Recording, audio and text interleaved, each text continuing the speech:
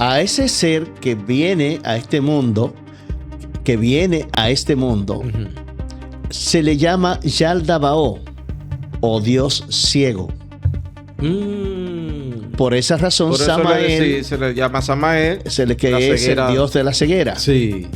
Por eso es que Samael dice, cuando él despierta aquí en este mundo de materia, que él es el creador del mundo de la materia, cuando viene y despierta de este lado, dice, yo soy Dios y no hay más Dios después de mí. Él fue que dijo eso. Esa palabra la dijo él. Y el que no me lo crea a mí, que vaya y que investigue. Pero en la Biblia bueno, hay una parte que dice que no. Sí, señor. El que está diciendo es ese Yaldabaoth. Bueno. O Samael. Samael.